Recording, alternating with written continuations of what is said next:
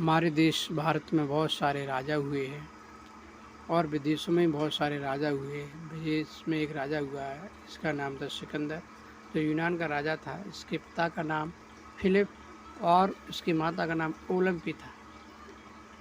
इसके जो गुरु थे उसका नाम था अरस्तु।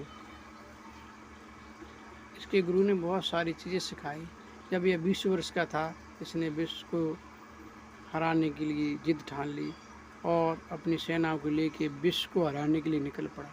कई देश के राजाओं को हराने के लिए युद्ध लड़ा और युद्ध में हराया, और यह धीरे धीरे राजाओं को हरा के भारत की तरफ बढ़ रहा था।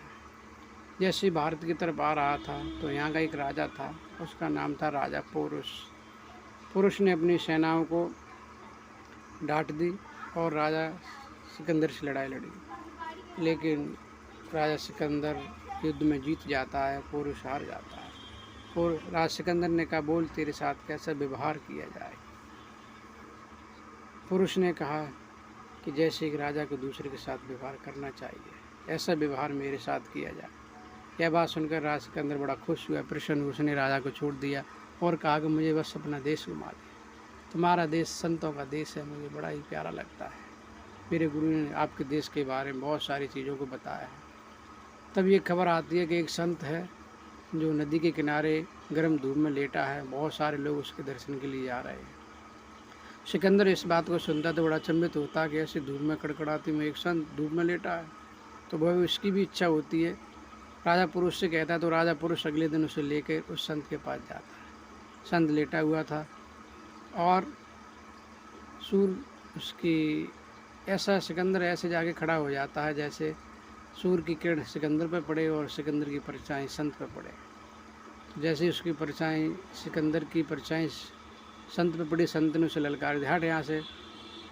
तो वह बड़ा गुस्सा होता है कि आपने मुझे ललकार रहे हो, तुम्हें पता नहीं मैं विश्व विजेता सिकंदर। संत ने कहा, होगा विश्व विजेता सिकंदर, मुझे क्या करना है, अनेक राजा आए अनेक चले गए, मैं तो सूर्य के प्रकाश का आनंद ले रहा था, तू आके खड़ा हो गया।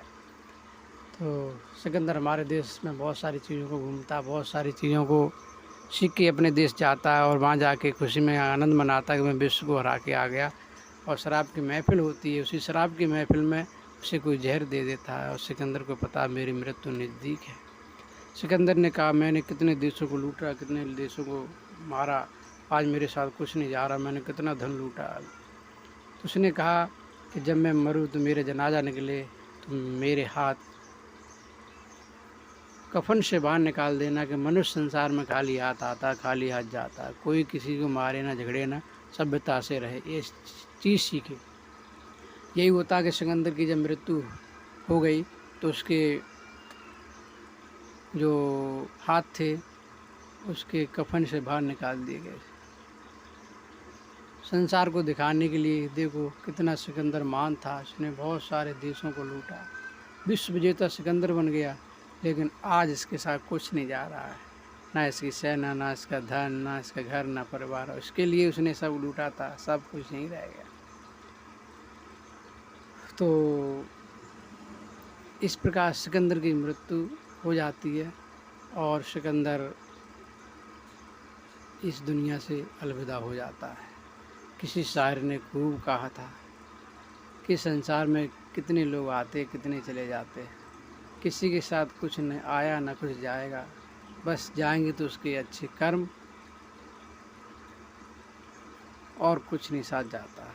संसार के लोग बस उसकी अच्छी बातों को सीखते हैं। तो उसने कहा, शायर ने सिकंदर के बारे में क्या कहा था कि जहान से सैकड़ों गुजरे